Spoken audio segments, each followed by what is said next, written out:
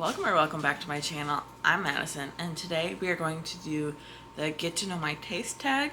I'll tag who started this book tag, and I just thought it would be fun. I spent about 6 months on Booktube now, so I thought it would be fun to kind of like actually tell you what my taste is instead of you just having to guess. Okay, the first question is, how do I rate books? So I do star ratings. I think they pretty accurately categorize how I feel about a book. I also yap. So there's usually words with my star ratings, but just as far as my star ratings go, 5 stars honestly doesn't need to be a perfect book for me. If I love it and if I'm thinking about it a lot, it's probably going to be a 5-star book. And then anywhere between the 4 and just under 5 star, I liked it. I'm recommending it. I didn't really have any big problems with it. It just didn't give me that 5-star feeling that we're all chasing. And then 3.75 and even a 3.5, I'd say that I still like that book and will probably recommend it pretty generally. But anything below a 3.5, I did not like, and I had specific articulatable issues with. A 3, it wasn't necessarily a bad book, but I didn't really have a good time reading it. It could have just been kind of boring or not that interesting. It's probably not like problematic, or I didn't hate it. Just not anything special or memorable for me personally. And then in the 2-star category, I would say that 2-star is worse than 1-star, because 2-star, it had potential. I was probably liking it at some point, and then it just like so gravely disappointed me, and it was either bad or again problematic. And then 1-star, I hated it. I passionately and loudly did not like that book, and it could be for a variety of reasons. It's really book by book basis, but I don't also give out a whole lot of 1-stars just because I would rather DNF a book. So a 1-star is a pretty special case for me. I'm trying to get better at DNFing books this year, and I think I've done a pretty okay job. There's definitely some books that I should have just DNF'd though. Even some 3 stars, because like I want all 4 and 5 stars. Like obviously that's the goal. Okay, question 2. How do you approach reviewing books? What's your review style? Are you analytical, emotional, casual, or structured? So there is, again, not a category for yap, but that is my style. I just like to talk about books. That's why I'm here. And I guess I would say emotional. A lot of my opinions, thoughts, feelings come from my emotions and how I felt while reading the book. I don't really have a structure for reviewing books except for like on Goodreads, because then it's kind of like filling out a form and then I'll actually do it, because I hate a written review. Talking about it is a lot easier, even if I kind of plan out what I'm going to say so that I'm not stuttering and having ums and pauses. I still prefer that over a written review. But usually I'll say why I liked or didn't like a book and then give comps so you can see if you want to read it, because I think that's sometimes the easiest way to tell if you're going to like a book is when it's compared to another book. I think that we definitely do that too much, but it just makes it so much easier to give the right vibe of who is going to like the book and who is not going to like the book. I've also read books based on negative reviews that have comps to books that I like. Third question is, what book made you a reader? I have been reading for a long time. One of my mom's favorite stories to tell is that once she taught me how to read, and I started reading pretty young, I told her that I didn't need her to read me bedtime stories anymore and I would just read them myself.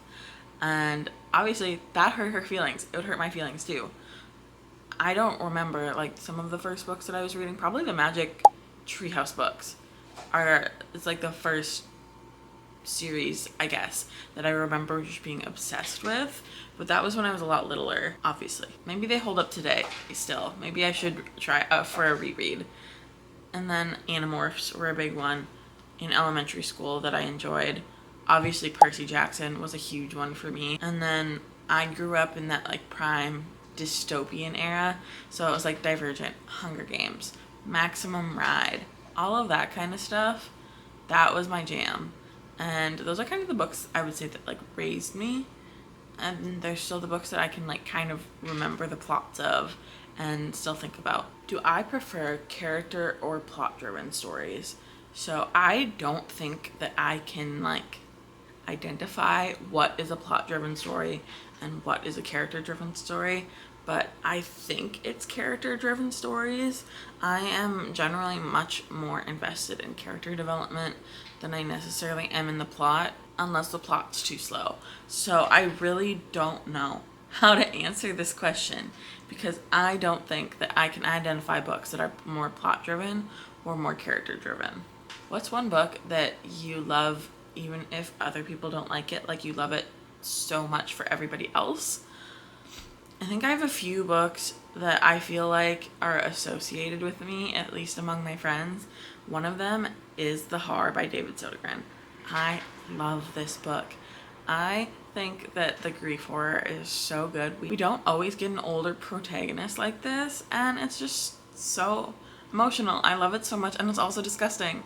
It's just like the perfect kind of book for me. I think the Book of Azrael is my favorite romantasy. I think that it is associated with me, or I would like it to be. I love Diana, from the main female character from that series.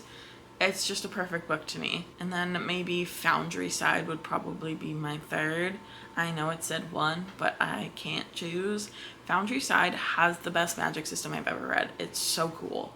And we also get Sapphic Yearning eventually, which I love that too.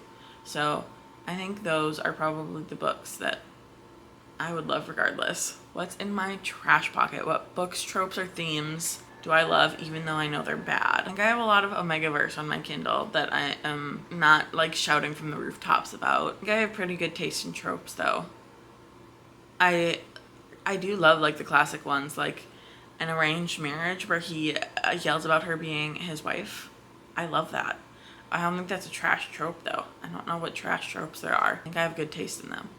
That's probably the only thing. I think my taste is pretty good. Do I have deal breakers in books? Yes, I absolutely do.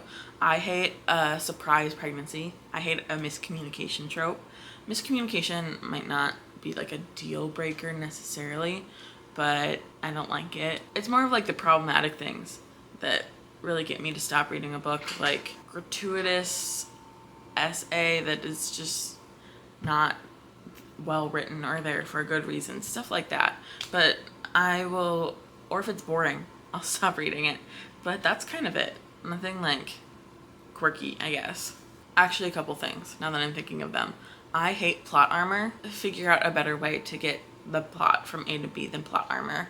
Or a main character, this is also kind of plot armor, but a main character that is consistently making stupid choices, even if they are like touted as being the best, the greatest, the smartest, but they're also consistently making stupid choices. Like, you can't be both things.